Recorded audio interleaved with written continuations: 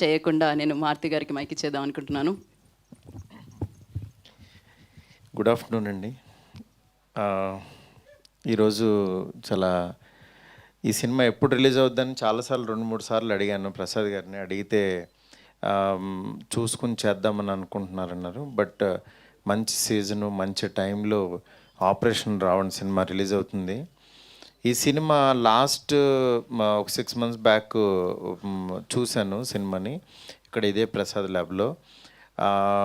నిజంగా ఒక ఫాదర్ అయి ఉండి కొడుకుని హీరోగా పెట్టి ఒక థ్రిల్లర్ సినిమా ఇంత గ్రిప్పింగ్గా తీయడం అనేది చాలా రేరు. అది ఆయన నిజంగా ఫుల్ ప్లెడ్జ్డ్గా ఆయన ఎఫర్ట్ పెట్టి సినిమా మీద ప్యాషన్తో ఆయన వేరే బిజినెస్ నుంచి ఇక్కడికి వచ్చి ముందు కొడుకుని హీరోని చేసి ఒక పలాస లాంటి కథ ఎంచుకుని ఆ కథని సక్సెస్ఫుల్గా తెర మీదకి తీసుకొచ్చి దాని తర్వాత మళ్ళీ ఇలాంటి సినిమా మళ్ళీ ఈయన రూపొందించడం చాలా హ్యాపీగా ఉంది. ఆయనే ప్రొడ్యూసర్, ఆయనే డైరెక్టర్గా ఈ సినిమా చేశారు. అలాగే అంటే ఏ ఫాదర్కైనా యాక్చువల్లీ కొడుకుని హీరోగా చూసుకోవాలని ఉంటుంది, కానీ చాలా తక్కువ మంది సక్సెస్ అవుతారు. అలా తక్కువ మంది సక్సెస్ అయిన వాళ్ళల్లో రక్షిత్. ఎందుకంటే నేను బిగినింగ్ నుంచి తిన్ని చూస్తున్నాను. అంటే తిన్ని హీరో చేద్దామని అనుకున్న రోజుల్లో నేను యాక్చువల్లీ నిజంగా ఆయన ఏదో డబ్బులు పెట్టి చేద్దామని అనుకున్నాను కానీ బట్ తిన్లో ప్యాషన్ నిజంగా మన ఇంటి పక్కన కుర్రోళ్ళలాగానే యాక్టింగ్ చేయడం. అంటే లండన్ బాబులు అనే సినిమాతో యాక్చువల్గా చాలా సింపుల్గా చేసుకుంటూ వెళ్తూ బట్ తిన్లో క్యారెక్టర్ కనపడుతూ ఉండేది హీరో కంటే. ఆ క్యారెక్టర్ అనేది తర్వాత నిజంగా పలాసాల్లో ఫుల్ ప్లెడ్జ్డ్గా తను యాక్టింగ్ చేయడం మెస్మరైజ్ చేశాడు. దాని తర్వాత నేను రీసెంట్గా శశివదనే సాంగ్ కూడా చూస్తే చాలా బాగా అనిపించింది. డెఫినెట్గా రక్షిత్ నువ్వు ఒక మంచి హీరోతో, అందులో డౌటే లేదు.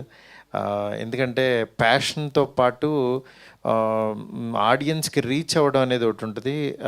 చాలా తక్కువ మంది రీచ్ అవుతారు హీరోల్లో, నువ్వు అలా రీచ్ అయ్యావు పలాసతో. ఈ సినిమాతో నెక్స్ట్ లెవెల్కి వెళ్ళాలని మనస్ఫూర్తి కోరుకుంటున్నాను. అట్లాగే మా ప్రసాద్ గారు ఆయన లోపల ఉన్న ఆలోచనలు అది శత్రువో మిత్రుడో తర్వాత రిలీజ్ తర్వాత తెలుస్తుంది. ఎందుకంటే ఆయన చాలా ప్యాషన్గా రాసుకున్న కథ.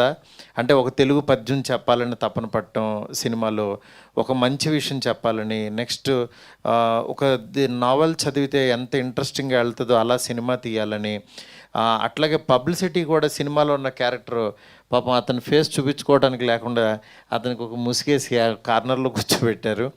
బట్ నిజంగా ఒక ఇంట్రెస్టింగ్ థింగ్. ఎందుకంటే తనకి కూడా అసలు ఎవరైతేనో చూడాలి చేయాలి అని ఒక చిన్న ఇంట్రెస్ట్ క్రియేట్ చేయడం అనేది అంత చిన్న విషయం కాదు.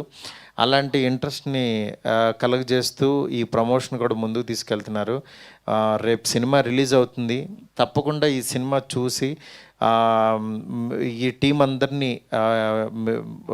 ఆశీర్దిస్తారని చెప్పి మనస్ఫూర్తి కోరుకుంటున్నాను. అట్లాగే మన తిరువీరు కూడా ఇక్కడికి వచ్చాడు. తను నిజంగా చాలా గొప్ప ఆర్టిస్ట్. తిరువీరు కూడా పలాసాలో అంటే ఎంత న్యాచురల్గా యాక్ట్ చేశాడో తెలుసు. నేను ఇప్పుడే అన్నాను, ఒక డిఫరెంట్గా కనిపిస్తావు డార్లింగ్ నువ్వని. అలాగే తిరువీరుకి, ఈ టీం అందరికీ కూడా ఇక్కడికి వచ్చిన మా ఫ్రెండ్ స్వామి గారికి, అట్లాగే అనిల్ గారికి, అందరికీ కూడా చాలా థ్యాంక్స్. ఈ సినిమాని రేపు చూడండి, చూసి ఎంజాయ్ చేయండి. డెఫినెట్గా మంచి సినిమా అవుతుందని నాకైతే నమ్మకం ఉంది. ఎందుకంటే నేను చూశాను, మంచి థ్రిల్లింగ్ ఎలిమెంట్స్తో చాలా బాగుంటుంది. ఇలాగే ఉంటుంది. ముగ్గురు ఇలా ఉంటే ఒకడు విచిత్రంగా ఉంటాడు. అంతేనా గీత? అంతే మారుతి గారు, మీరు ఏది చెప్తారు. Thank you so much. Thank you so much for coming and gracing the event once again. మీరు ఇలానే రక్షిత్కి ఆల్వేస్